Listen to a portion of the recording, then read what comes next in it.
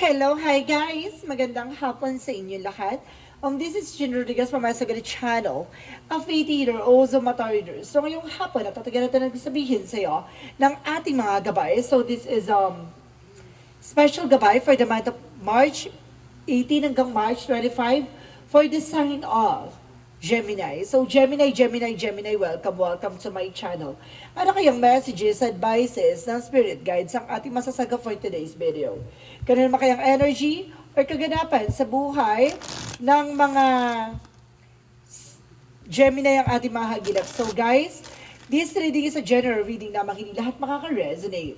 Kunin lamang po makaka-relate sa inyo and comment down below kung kaninong energy ang ating nasagap. And of course, don't forget to like and subscribe my channel and hit the notification bell for more videos updated. Kasi maraming salamat po sa mga walang sawang pagsuporta sa aking channel, lalo na yung hindi nag-skip ng ads na way pagpalaan kayo ng Diyos at Mikapan, siksik liglig na gumapaw na biyayang manong balik sa inyo. So let's see guys, ano ang pinaka-messages at advices sa iyo ng ating mga gabay.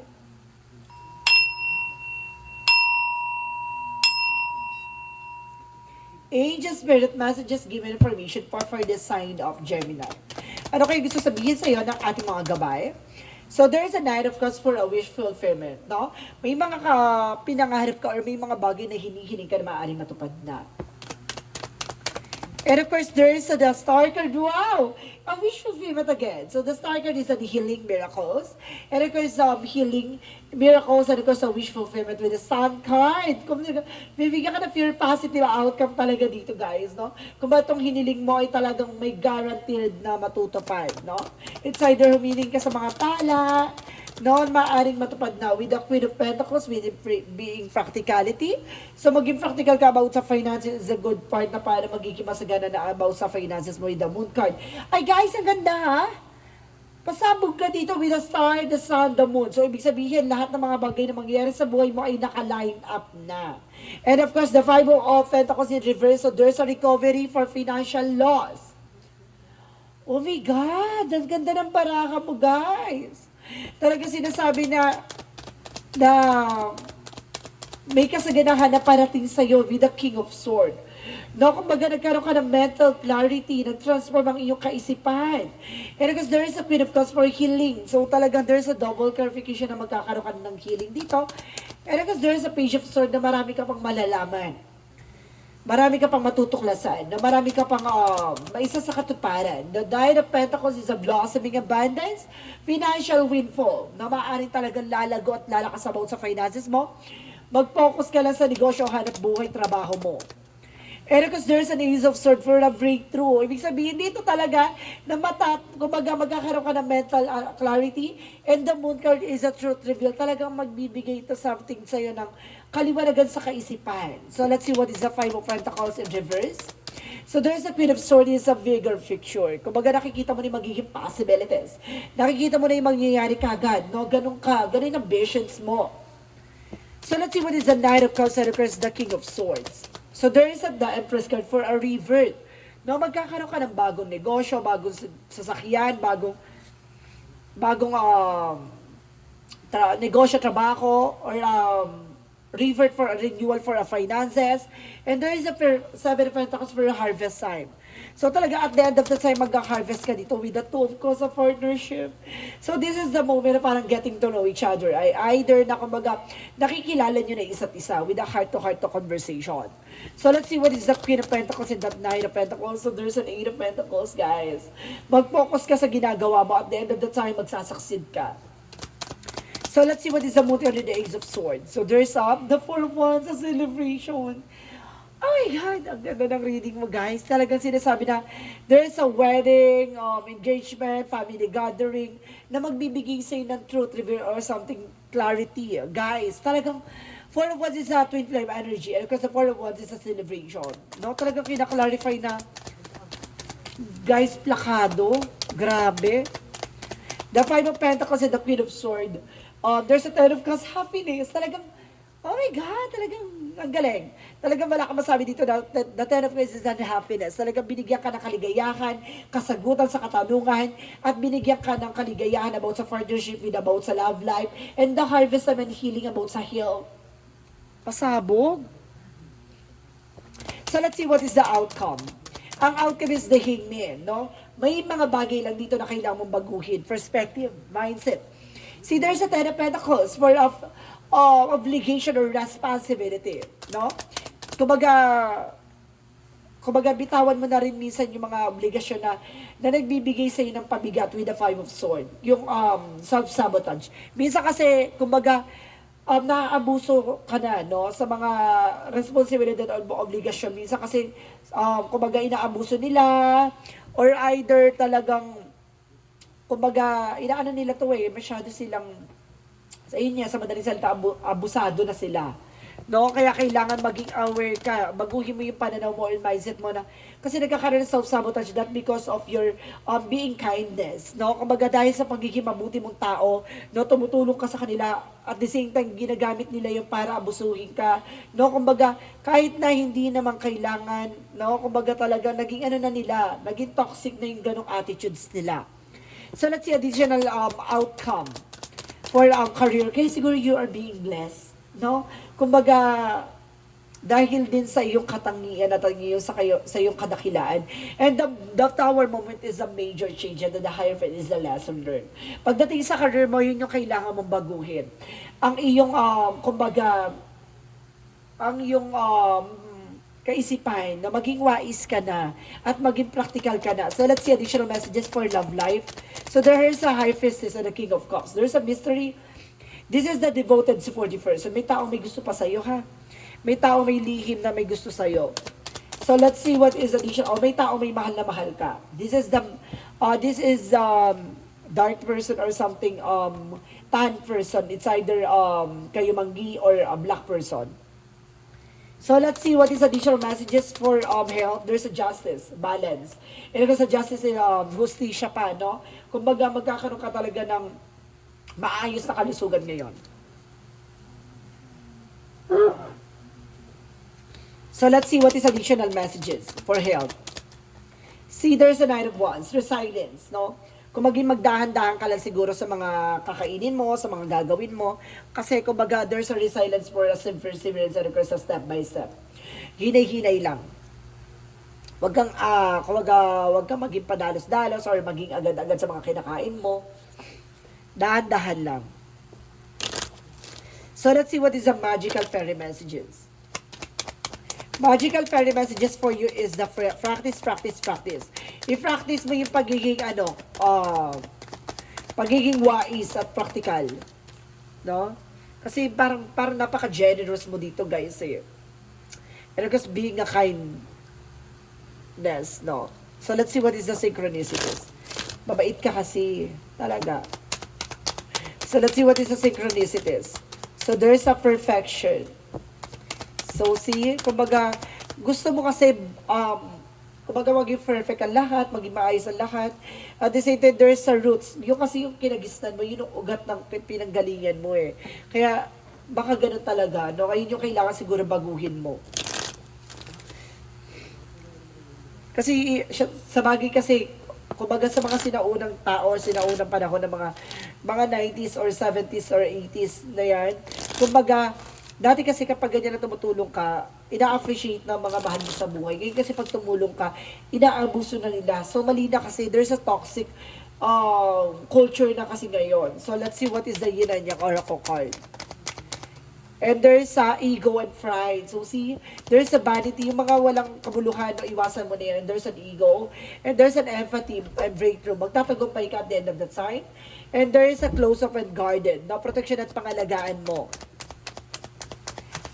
One last card. So there's a self-care. No, kailangan mo mahalin yung sarili mo. Alagaan yung sarili mo. And of course, sinasabi din dito na let's see what is additional messages for Archangel Michael.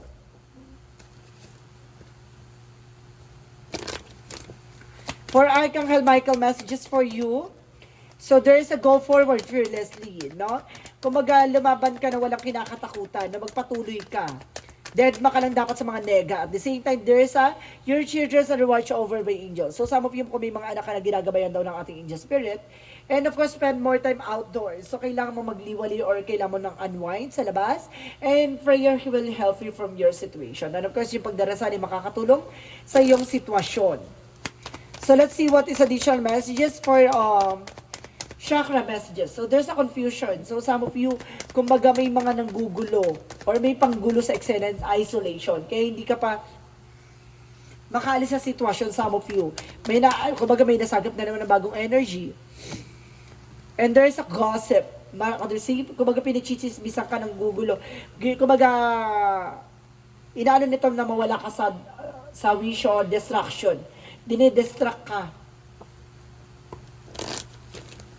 So let's see what is additional messages for angel spirit. So there is a freedom. No? Palayain mo ang mga negatibo, palayain mo ang kaisipan mong nagbibigay problema sa iyo. Ganon. And of course, there's a flower. So see, magbubloom na. No? Magiging masagana na ang kinabukasan mo. So let's see what is the Monsology. Monsology represent adjustment are required. So kailangan mo mag-adjust, no? And of course, a win-win outcome forecast. So, kumbaga, ipapanalo mo naman tong eksena na to. So, let's see what is the energy. And there's a man holding a heart. So, some of you, kumbaga, itong tao na to may hawak ng puso mo.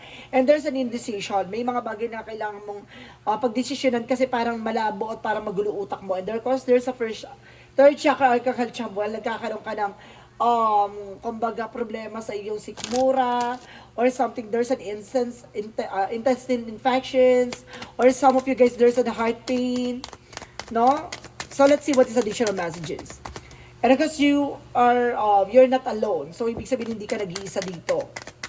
Huwag mong isipin na ikaw lang tao sa mundo, hindi. And there's the golden children. So there's a rare gift na may regalo sa iyo ang Panginoon ng ating mga gabay na kakaiba.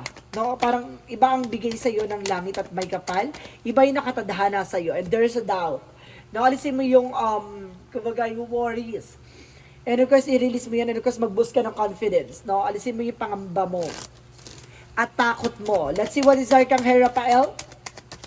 Sinasabi na Archangel Raphael, there's a good night's sleep. So, kumaga magiging masarap ang tulog mo dito and there's an easy does it. So, bibigyan ka ng something way or something healing na ating Panginoon, no? Kumaga matatapos at matutulungan ka nating Archangel Michael para makawala sa situation mo pagdating sa mga bagay-bagay. And of course, there's an angel's answer for within the next few weeks. Sa mga susunod na linggo, magkakaroon ng mga pagbabago. And there's a wait. Mayroon ka dapat mag-antay. Just wait for it. And there is an it's up to you. Nasa sayo na yan, no? Kumbaga, nasa sayo yung desisyon, nasa sayo yung mga magaganap na pagbabago. So, let's see what is the Romance Angels.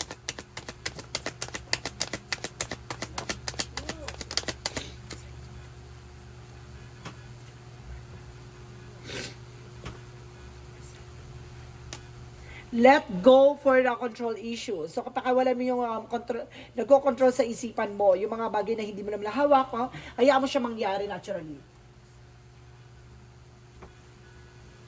And of course, there's a flirt. Kailangan mong humarot. No? Kumbaga kung single ka, dahil humarot ka, mabubulok ka dyan.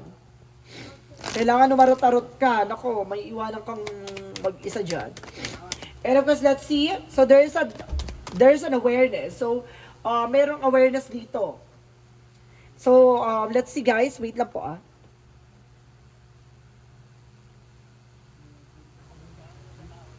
Sige kuya, lalabas na dyan. Wait lang.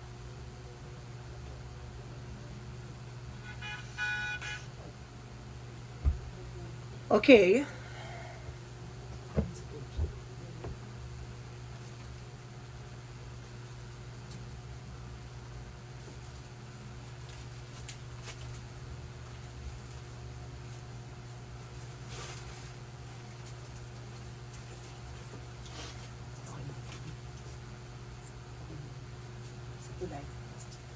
Okay, so let's proceed na tayo guys. So there's an awareness, may mga paalala sa iyo ng ating divine. No, kumbaga may kumbaga sinasabi na kailangan mag-aware ka sa lahat ng opportunities na papasok sa buhay mo No, hindi lahat ng opportunities ay tinatanggap. So, kailangan mo pag-isipan. And there's a support. No, may support ng ating angel spirit here. And then, of course, there's a guidance. And of course, there is this confidence. I told you so, na kailangan mo ng kumpiyansa sa sarili mo. Alisin mo yung takot at pangamba mo. So, let's see what is the Jesus loving quotes. Sinasabi ni Jesus loving quote said, "Let your light so shine before men that may see your good works and glorify your Father which is the heaven." So see, kung maghahayaan mong makita nila kung ano yung mga bagay na ginagawa mo. No, kung ano yung bagay na ginawa mo at kumbaga nagbigay ng impact sa ibang tao na nakatulong ka, no? Kumbaga, Panginoon lang makakakita nun. So, hayaan mo mga bagay na yon, no? Kumbaga, wag mong ibase yung sarili mo sa mga sasabihin ng iba. No, hayaan mo yung mga gawa mo o yung mga bagay na ginawa mo ang kumbaga magpakilala sa iyo. Hindi mo kailangan magpakilala kung ano man yung mga bagay na ginawa mo. Hayaan mong si God ang magbigay ng opportunity para makilala ka sa mga aspeto na yan. Some of you meron ditong vlogger ako na sense dito sa reading na to. So there's a vlogger ako na sense, guys. So meron dito nagsusubok mag-open ng pagiging vlog. So, continuous what you doing kasi kumbaga, yung pagtulong na yan or pag na yan, ay magiging impact yan para sa pag-unlad mo. No? Tuloy lang. So, let's see what is that. Angel's number. Angel's number, there's a 666. Yung na-clarify na great blessing. So talaga may kasaganahan talaga. Nag-aantay sa'yo kasi this is the blessing that you never done before. And kasi sinasabi dito, nurture to yourself. You need desires and boundaries, let go of things. And of course, desires and boundaries. Let go of the things that are weighting you down. Make space for something meaningful and expand your spiritual all areas of your life. That big love and opportunity or job need to squeeze in somewhere. So, ibig sabihin dito guys na kumbaga hayaan mong dumaloy, no? Yung mga biyaya. Kumbaga wag mong hayaan magsilbing pabigat yung mga problemang dumarating sa buhay mo na para hindi makapag-attract ng mga magagandang biyaya, no? Hayaan mo siyang naturally continue. And of course, naturally siyang dumaloy sa eksena. Wag mo siyang kumbaga ipipilit or kumbaga magiging greedy sa situation na yon. Kumbaga, hayaan mo siya mag-unfold naturally na ibigay sa iyo yung mga bagay na dapat ipagkaloob sa iyo. So, let's see what is the messages of life.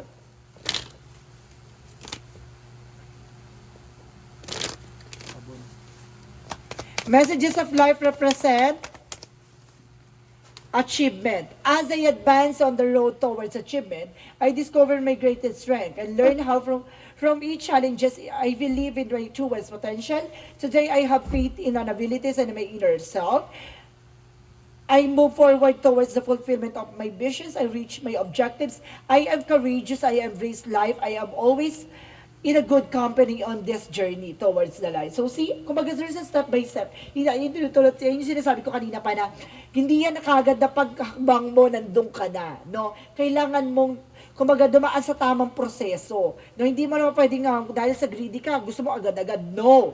Kailangan mo dumaan sa tamang proseso at of course, unfold it naturally. Kung ipagkakaloob sa'yo, ipagkakaloob sa'yo. Mas maganda at mas masarap ang tagumpay kapag Diyos ang nagbigay at of course, ang pinagpala ng may kapal. So guys, this is a special gabay for the month of March 18 hanggang March 25 for the sign of Gemini. So Gemini, maraming salamat for this wonderful reading. So once again, this reading is a general reading namang hindi lahat makaka-resonate. Kunin lamang makaka-relate sa inyo and comment down below kung kaninong energy ang ating nahagilap at nasagap. Maraming salamat po and see you in the next video. Bye-bye and babush!